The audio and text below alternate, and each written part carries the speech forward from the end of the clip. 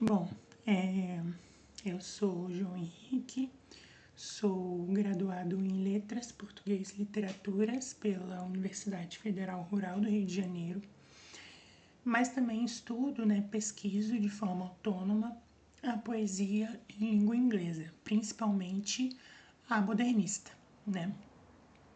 Então, nessa primeira parte da série que eu pretendo fazer aqui no canal, eu vou falar sobre alguns livros que foram publicados anteriormente à década de 20 do século passado, ou seja, aqueles que representam ali um período de transição entre uma literatura que estava sendo produzida no início do século 20 e uma que é a modernista, que vai começar a ser publicada na década de 20, né? E tem um marco ali importante, né, do modernismo, que é os anos de 21 e 22. E o primeiro livro que eu vou falar aqui é o Prufrock and Other Observations, né? Que é o livro de estreia do T.S. Eliot. Bom, o livro foi publicado em 1917, né? Ele é uma coletânea de 12 poemas, onde o Eliot vai começar a colocar em prática, né, essa crítica que ele tinha à literatura romântica, que foi muito influenciada pelo Ezra Pound, né, esse poeta que era considerado aí o grande mestre do modernismo em língua inglesa, e pelo filósofo e também poeta T.E. Hume, né. Eles consideravam que havia uma espécie de autoindulgência, né, e uma instabilidade nesse romantismo que eles criticavam, né. Então, o Eliot, ele vai escrever num ensaio de 1921, né, chamado Tradição e Talento Individual, que a poesia não devia ser uma liberação das emoções e nem uma expressão da personalidade do poeta. Pelo contrário, ela devia ser uma fuga das emoções e uma fuga da personalidade. Ele era contrário a essa ideia romântica do poeta que usa seu texto, né, para falar sobre seus sentimentos mais profundos, a sua subjetividade, a sua personalidade interior. Não. Ele acreditava numa despersonalização do poeta através da sua obra. E para isso, ele vai criar essas personas, essas máscaras, né? Sendo a primeira delas exatamente a do J. Alfred Prufrock. O Prufrock, ele era essa espécie de anti-herói, né? Irônico, sarcástico, antirromântico, que vai tecer essas críticas sarcásticas, né, à degradação cultural dos Estados Unidos, nesse livro, né? O Eliot nasceu nos Estados Unidos e posteriormente, quando ele se muda para a Inglaterra, na Inglaterra também. Bom, então esses retratos sarcásticos, né, vão ser sobre ele próprio, sobre os familiares, né, no caso do Prufrock, dessa persona que ele cria ali naquele livro, de amantes, de professores, né. Uma coisa interessante também é que nesse livro você vai ter uma convivência, né, uma antítese entre uma linguagem coloquial, ou seja, próxima ao cotidiano, e imagens elaboradas, né, imagens insólitas, exatamente do campo poético. O Eliot, né, ele era assim um erudito, ele lia muito, ele sabia diversas línguas. Então, em todo o livro dele, sempre vão ter muitas referências literárias, né? Dante, a Bíblia, Shakespeare, Virgílio, né? Toda essa galera aí do cânone da literatura ocidental vão aparecer nos textos dele.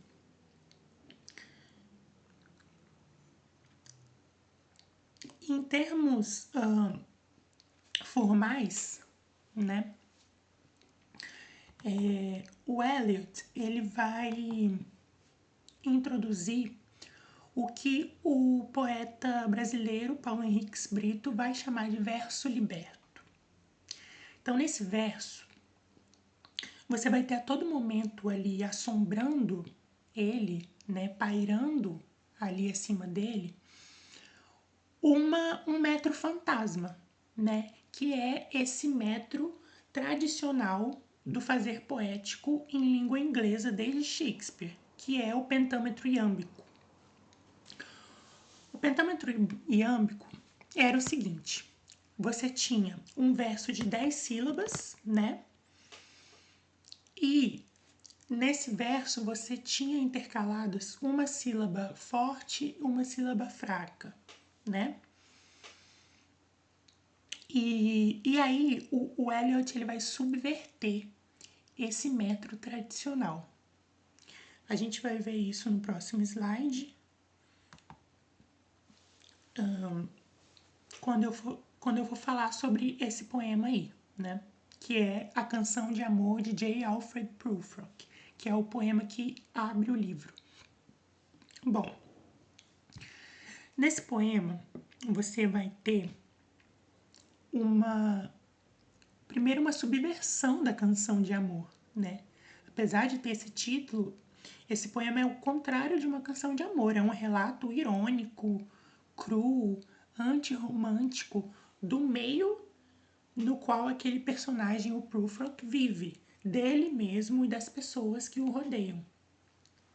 O Prufrock, ele a todo momento ele vai questionar essa atitude romântica de você tornar a sua vida algo heróico, né? De você tornar épica a vida de um homem que era medíocre, né? E, enfim, até que no final, através da imagem das sereias, você vai ver ali uma tentativa, né, um vislumbre do Prufrock de ter essa renovação do encantamento romântico, que, no entanto, não vai se concretizar. Ele sabe que não vai se concretizar, no fim das contas, né? Em termos de forma, logo no início do poema, a gente tem uma paródia do soneto inglês. O soneto inglês, né, era essa forma fixa de poema, onde você tinha 14 versos, sendo 12 versos juntos e um dístico no final, separado, e que utilizava do pentâmetro iâmbico, como eu havia dito, né? Então aqui, ó, vocês podem ver, né? A gente tem aí esses 12 versos, no final esses dois outros separados.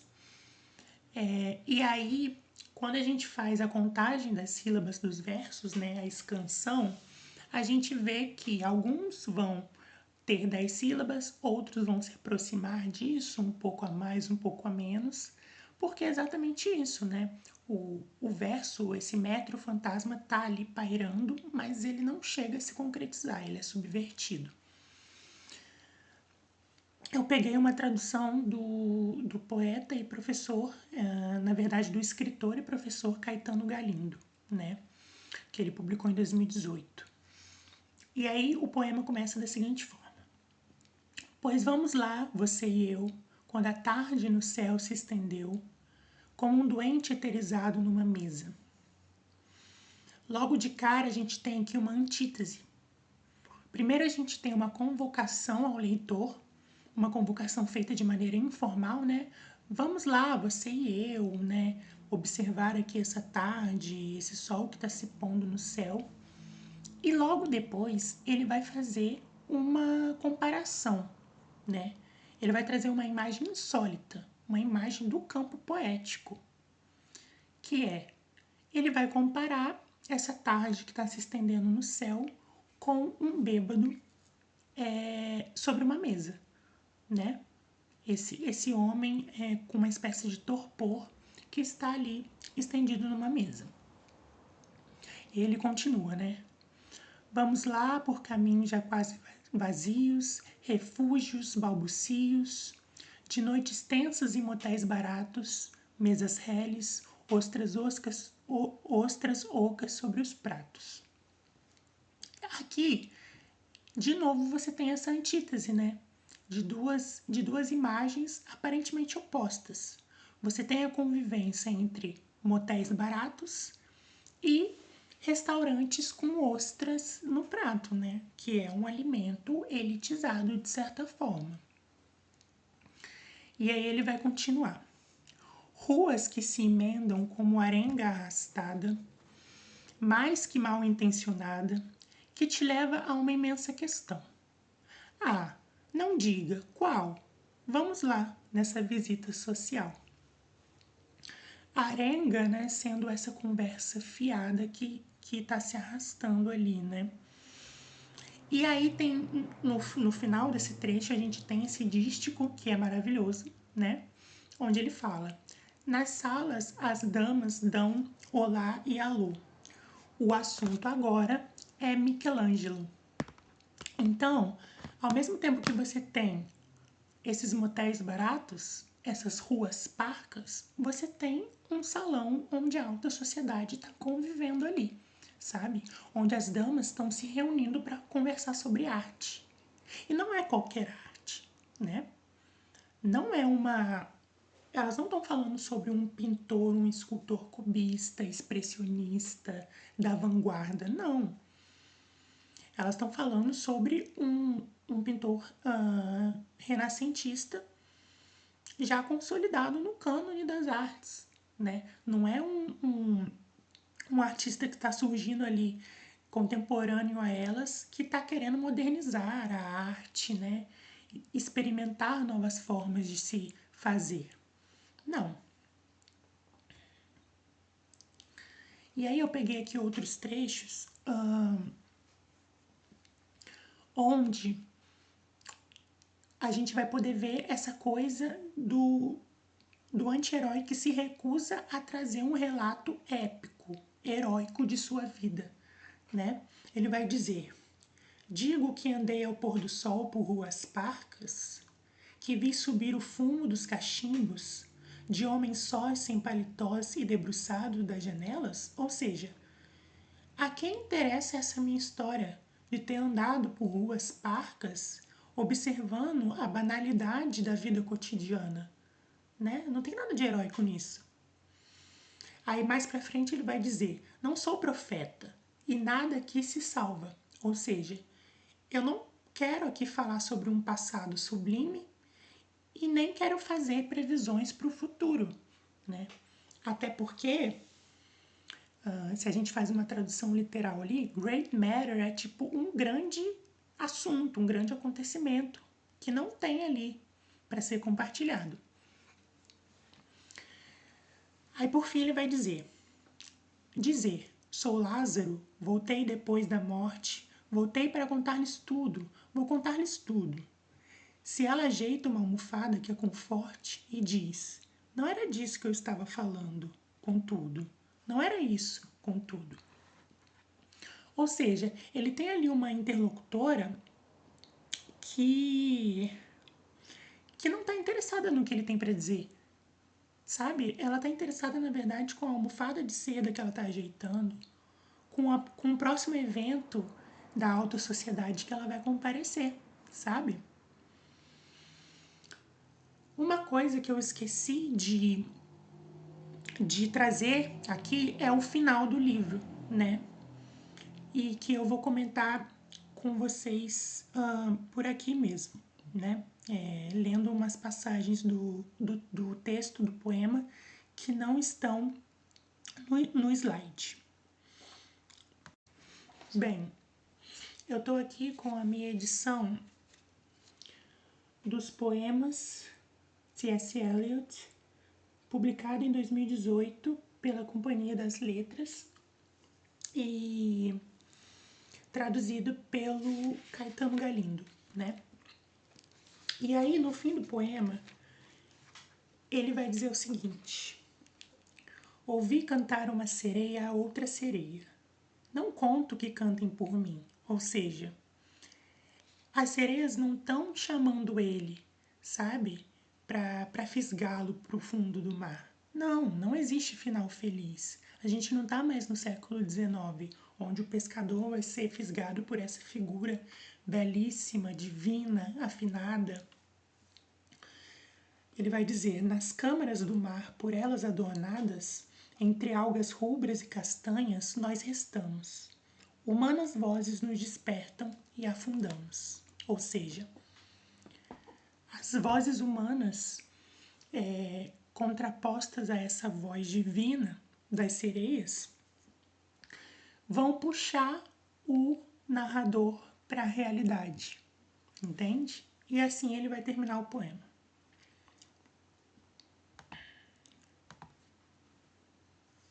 O outro poema que eu quero discutir aqui com vocês é o Prima Nancy. A gente vai ter esse retrato, né, sobre uma mulher moderna, mas que vive num ambiente com pessoas de outra geração que, de certa forma, estranham seu comportamento.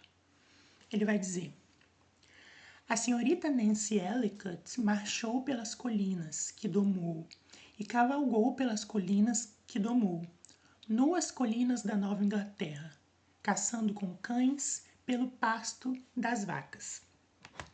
A senhorita Nancy Ellicott fumava e dançava as danças todas mais modernas, e suas tias não sabiam muito bem o que pensar, mas sabiam que era moderno.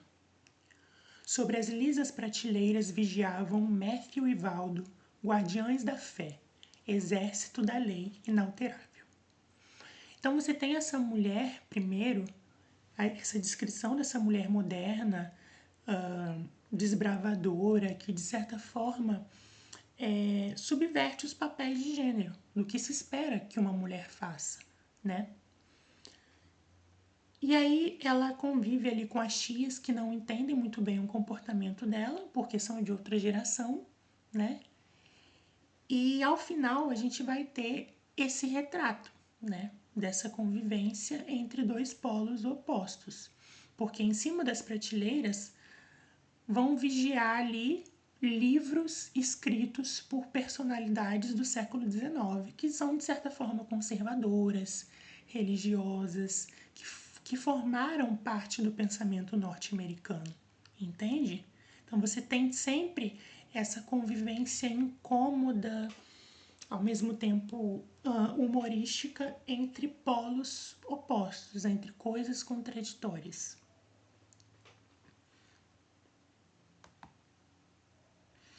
Bom, aqui eu trouxe as referências que eu utilizei, né?